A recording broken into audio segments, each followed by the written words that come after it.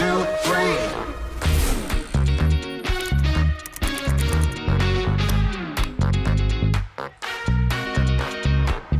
K-Suite, la solution collaborative éthique.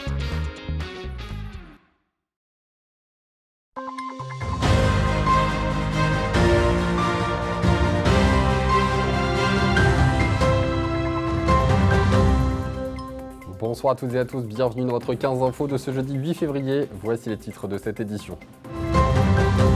Une nouvelle carte scolaire se dessine et fait débat. L'habitude semble être prise avec la fermeture de classe. Clémentine Coppola nous détaille cela pour la Meuse et la Haute-Marne.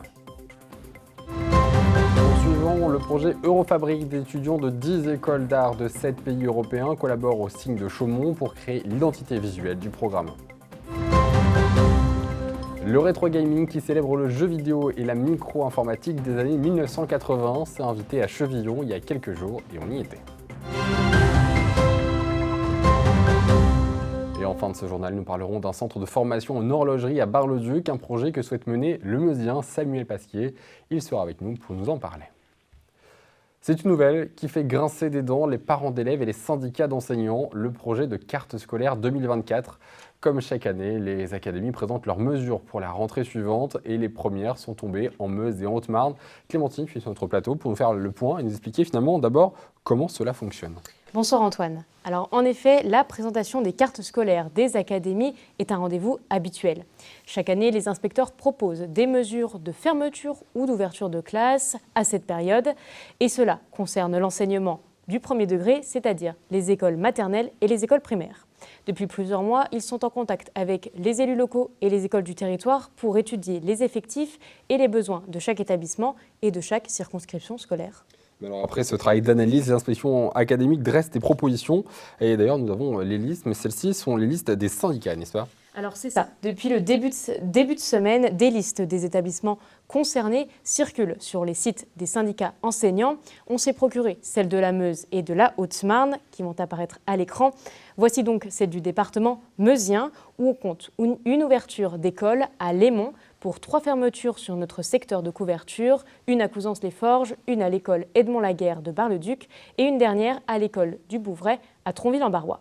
Du côté de la Marne, on recense 5 ouvertures de classe, 2 en primaire et 3 en maternelle, comme à Saint-Dizier et à Bettencourt-la-Ferrée, vous le voyez à l'écran. Pour la Haute-Marne.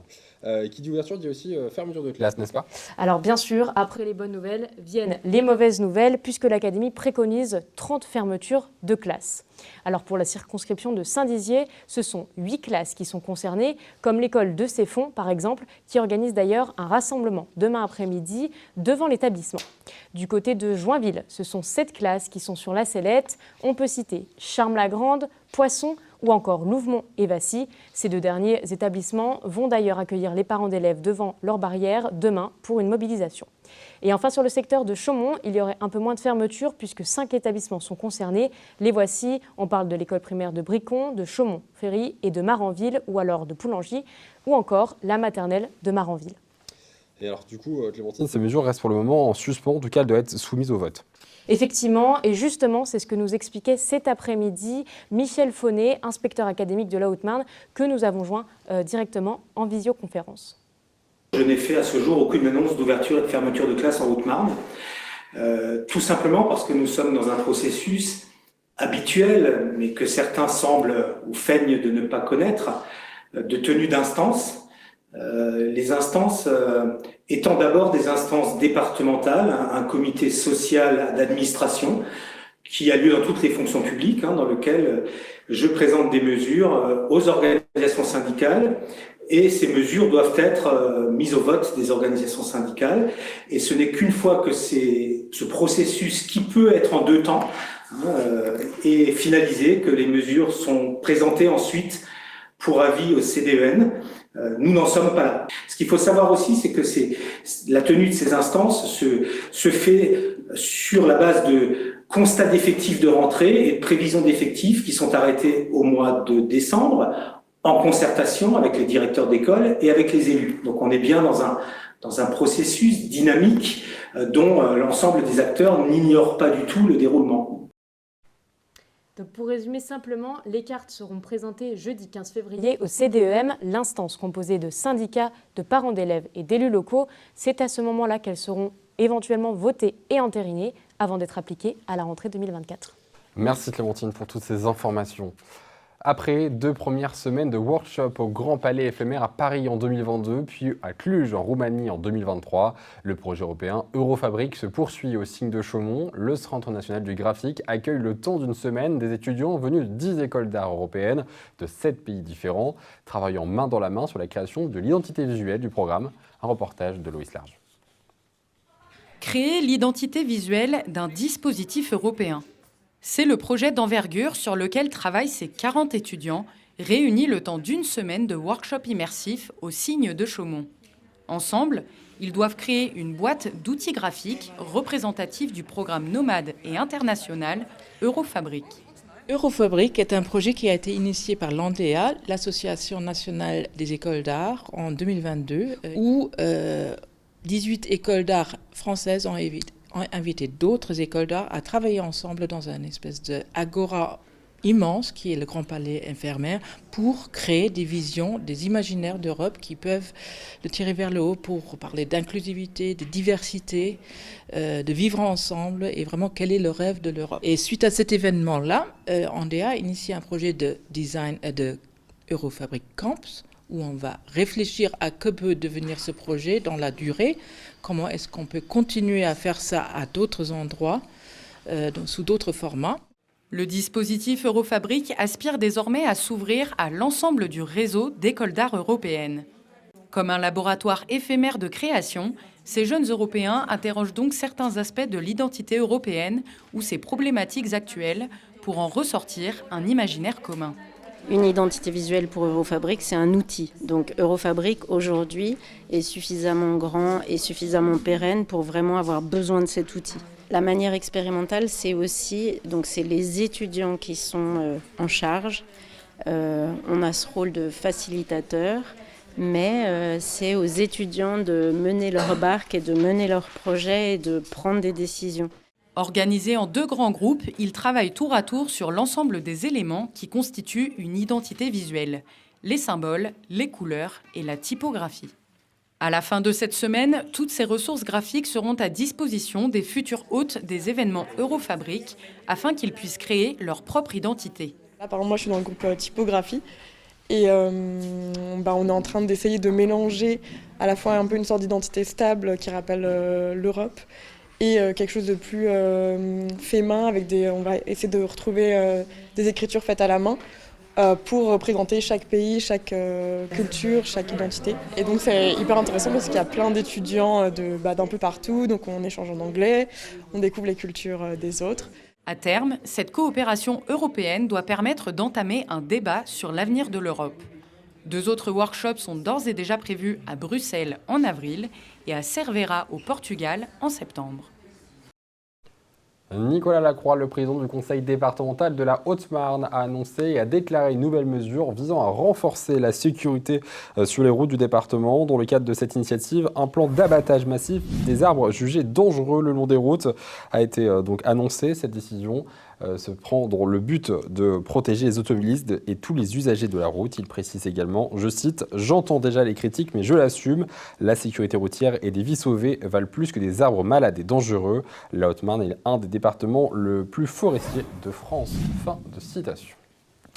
Dans le cadre du mois du numérique, les 5 médiathèques de la Constellation au sein de l'agglomération du Grand Saint-Dizier organisent diverses animations. À Chevillon, c'est un bond dans le passé qui a été proposé avec du rétro gaming.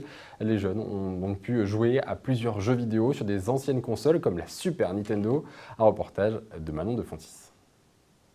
C'est un bond dans le passé que la médiathèque de Chevillon a proposé hier après-midi en organisant une animation autour du rétro gaming. Une dizaine d'enfants ont pu ainsi découvrir des anciennes consoles de jeux vidéo comme la Super Nintendo, mais aussi des anciens jeux comme Super Mario Kart ou encore Rayman. Ce sont les débuts du jeu vidéo, vraiment les tout débuts du jeu vidéo. C'est un kit qui nous a été prêté par la médiathèque départementale de la Haute-Marne. Et donc, ce sont plusieurs jeux d'arcade qui sont redistribués avec des nouveaux supports. Mais c'est vraiment la définition des jeux de l'époque. Cet atelier, proposé dans le cadre de la 3e édition du mois du numérique, semble avoir beaucoup plu à la nouvelle génération. C'est amusant. C'est différent des consoles de maintenant, forcément, mais après, je trouve que c'est bien parce que tu découvres des autres consoles d'avant. Ça fait bizarre de voir tout en pixels comme Sonic ou Mario Kart parce qu'on est habitué à la 3D, nous, sur nos télés d'aujourd'hui et sur nos consoles. D'autres événements sont organisés tout au long du mois de février dans les 5 médiathèques de la Constellation afin de faire découvrir au plus grand nombre le monde du numérique. Pixelama, mapping vidéo ou encore atelier robot, diverses animations rythmeront la communauté d'agglomération du Grand Saint-Dizier d'Air et Vallée dans le cadre du mois du numérique. Aujourd'hui, le comité Paris 2024, l'organisation des Jeux Olympiques et Paralympiques, a dévoilé à la France, mais aussi au monde entier, les futures médailles qui seront décernées aux athlètes victorieux. Et ce qu'on peut dire, c'est qu'il y a de l'or, de l'argent et du bronze, mais aussi des petits bouts de Tour Eiffel. Ce morceau de tour prend également la forme hexagonale, symbolique pour habiller le centre des 5000 médailles dessinées par le joaillier Chaumet, puis fabriquées par la Monnaie de Paris, avec notamment des matériaux recyclés. Et ce soir, nous avons avec nous sur ce plateau Samuel Pasquier. Vous êtes meusien et vous êtes passionné, vous êtes jeune horloger passionné et avec un projet ambitieux, la création d'un pôle d'horlogerie. Ce sera à Bar-le-Duc, un projet qui vise à former les futurs horlogers. Alors, bonsoir Samuel, bonsoir. Bienvenue sur notre plateau. Et pour commencer, pourriez-vous nous en dire un peu plus d'ailleurs sur ce qui vous a inspiré de créer un tel projet ? Alors, depuis qu'on a eu notre premier apprenti en horlogerie, il y a 2 ans, on a remarqué, et bien avant, que la formation en horlogerie déclinait. Pourtant, depuis plus de 10 ans, on fabrique de plus en plus de montres, on les vend de plus en plus chères, elles sont de plus en plus complexes, sauf qu'on forme de moins en moins d'élèves. Et on se rend compte qu'il y a un canyon qui est en train de se creuser, et malheureusement, il va falloir combler ce canyon à un moment donné.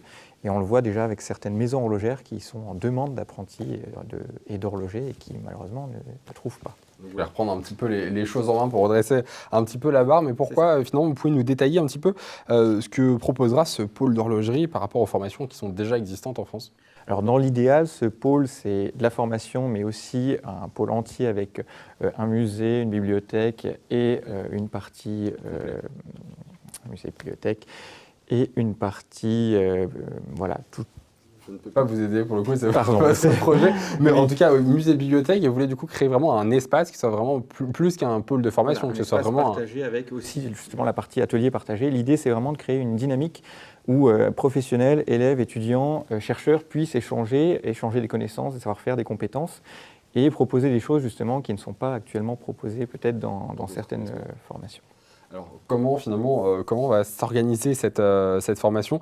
Est-ce qu'il y a un nombre d'élèves défini justement pour garder ce relationnel que vous voulez garder à Bar-le-Duc ? Et sur combien de temps finalement vont être formés ces futurs artisans ? Alors, il faut savoir que chaque année, déjà, il y a près de 600 élèves qui ne sont pas pris dans les écoles existantes. Donc, nous, on ne formerait pas 600 élèves, évidemment, mais on en formerait une bonne partie, enfin une petite partie. L'idée, c'est de combler le manque d'horlogers actuels. On les formerait donc du CAP au BMA et peut-être des formations complémentaires en fonction du développement du pôle et en fonction de la demande.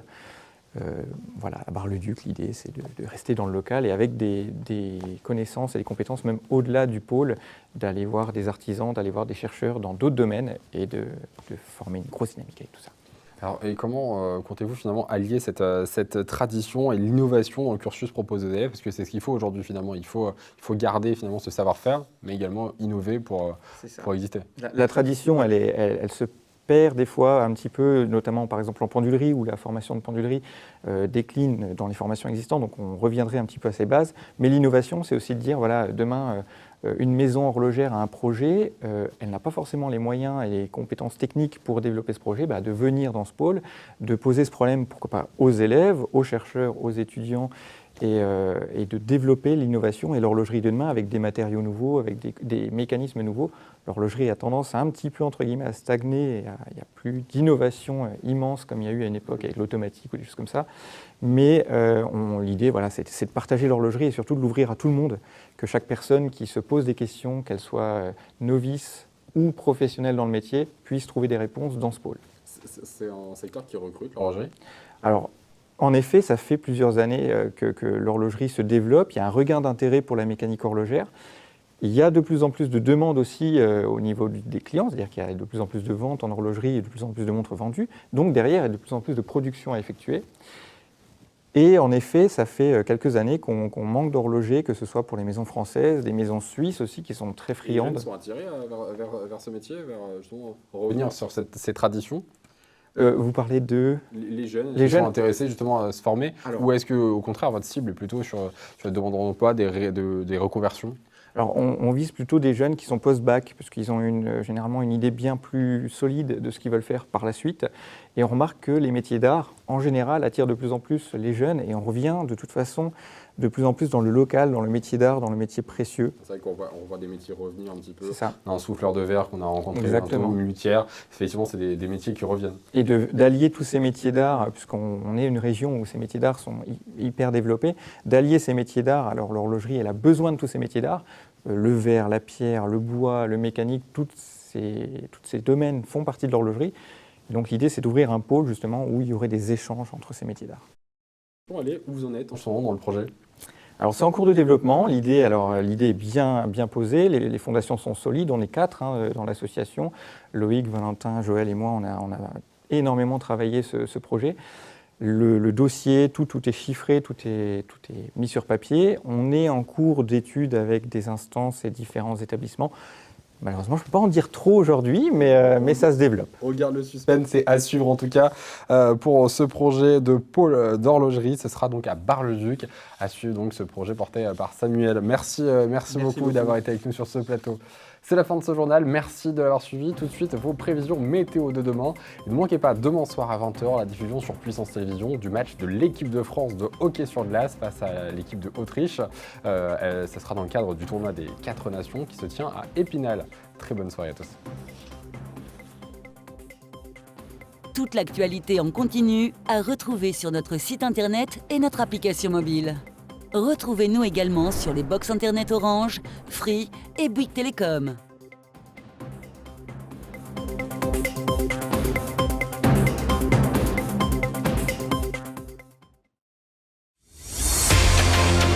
Demain, suivez le tournoi des 4 nations de hockey sur glace en direct sur Puissance Télévisions. L'Autriche, la Norvège, le Danemark et la France s'affrontent depuis Épinal durant 2 jours. Suivez le match de l'équipe de France face à l'équipe d'Autriche dès 20h et face au Danemark ou à la Norvège samedi à 20h. Le tournoi des 4 nations de hockey sur glace, demain dès 20h, en direct sur Puissance Télévisions.